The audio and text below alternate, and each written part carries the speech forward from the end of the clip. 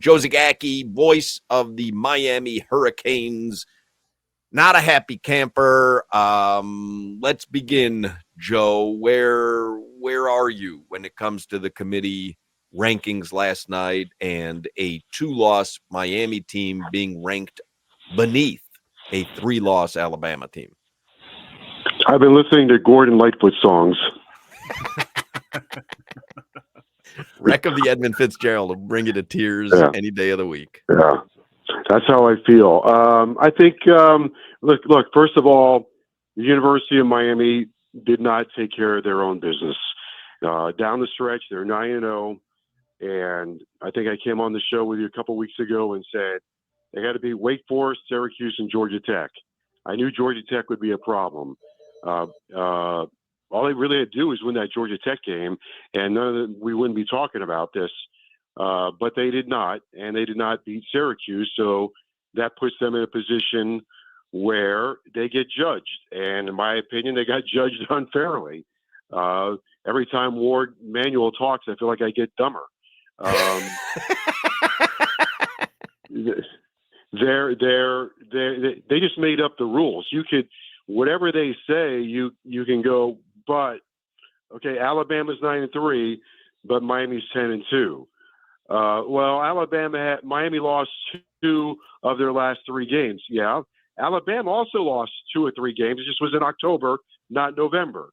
They lost 2 out of 3 at one point. Also, Alabama lost to 2 6-6 teams. One of them, Vanderbilt. Losing to Vanderbilt should disqualify them. If that didn't disqualify them, nothing will. Then, you get to the top 25. Well, one of their top 25 wins is Missouri. Missouri stinks. I don't even know why they're still in the top 25. Syracuse would kill Missouri. So it came down to putting it in the committee's hands, and this is what happens when you're a bubble team. The tie goes to what they perceive as the bigger brand. Now, if you were to ask me, the way that thing is set up, Miami at Notre Dame in December would get, I think, bigger television ratings, or as equally the television ratings as Alabama, Notre Dame, or maybe Clemson, Notre Dame, but they didn't see it that way. And this was a bias toward the SEC and Alabama. And Joe, going back to the Syracuse game, I have 2 questions. But the first one was, it was a tale of 2 halves, obviously. They had a 21-point lead. But once they figured out those one-on-ones with Frederic and Porter, could Lance Guidry have done anything different to that approach? Because I was getting frustrated watching them just stay in man-to-man out there on the outside and let those young dudes get whooped up. Well, at 21-0, I think there were a couple of places where that game changed. One, 21-0. At that point, right, you've got to keep everything in front of you, and they're 1 score away from really burying Syracuse. 21. I know this sounds crazy. I thought it was a very comfortable lead. By the way, to the committee, Alabama also led Georgia 28-0 before falling behind 34-33 on their home field, and they were able to pull that one out. But to your point, I thought Miami probably should have played more zone. Maybe they could have pressured the quarterback a little bit more, but he got a high hand. They didn't do enough to disrupt him. And even when they did, when they sacked him, he came right back and threw the ball down the field to wide open receivers. To me, Channing, I felt going in, the key for Miami was to cover and tackle. They didn't tackle very well, and he was averaging 49 passes a game. So I said in the pregame, that's 49 chances, at least 49 chances for Miami to make some kind of play on defense. Tip ball, sacks, fumbles, interceptions. They didn't make enough of those plays defensively. And what was really disturbing was after halftime, you knew they were getting the ball. It's 21-14.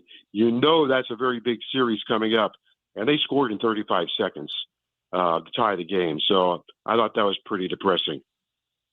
I don't know, and I know there's still a bowl game left, but how do you write the postmortem for this season, Joe? Because you had incredible wins, and you're a top 10 team for most of the season, and the 2 losses are less than 10 points combined, and you had a Heisman Trophy candidate quarterback and a record-setting wide receiver, and you don't even end up making the 12-team playoff. So how do you write a postmortem on this season? Hawk, I'm not quite sure. I don't know how to write the script just yet, other than, I mean, everybody's incredibly disappointed for their, many reasons. A lot of people are heartbroken or angry or frustrated. I mean, hell, I would rather, I was hoping to call a playoff game over a bowl game that probably is going to be lacking a lot of star power at this point. To put it nicely. Yeah. So the best I can tell you is, look, they go from 5-7 to 7-6 to 10-2. And to me, I've said this all along, I keep repeating it, the goal should always be at least 10 wins. When you're at 10, you're in competition for something.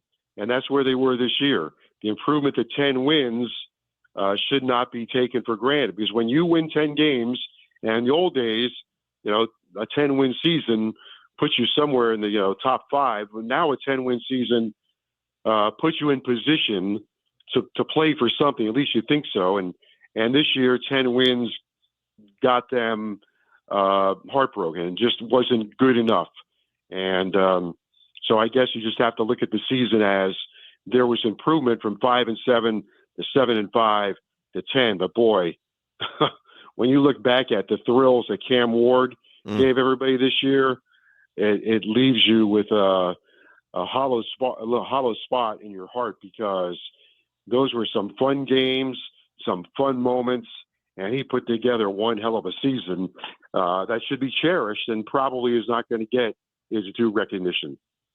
Hey, but what Cam did, Joe, is that going to encourage other quarterbacks to be a Kane? We're seeing that Cam's about to – I talked to some guys up here. I was at NFL Films today. They're saying Cam Ward is going to be the first quarterback off the board, probably top 3, if you want to, people shuffle around. Yeah. Would that make some of these young top quarterbacks say, like, you know what, I can go to UM and they're gonna maximize my ability? Well, I sure the hell hope they think that way, Channing. It's the recruiting season. Miami signed a quarterback today, but, in today's world, it's, who's at the top of the list? Who's that dynamic player? And what Cam Ward brought to Miami was charisma, leadership, and the ability to transcend anything. And that's what you need. You need those kind of dynamic players. So, yeah, I'm hoping those quarterbacks out there go, yep, Mario Cristobal's got a reputation for running the ball, but they sure did give Cam Ward a lot of freedom, which they did. They let him be him.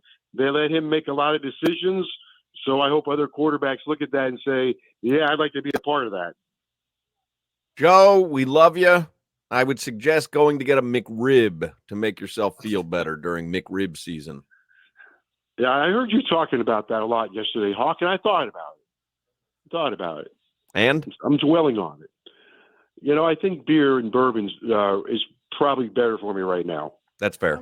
I'm with Joe on this one. That's fair. I was thinking that Funky Buddha should do a McRib flavor, right? Like just a beer? Yeah, liquid McRib. Pork and barbecue sauce beer? Oh, my God. Say it again.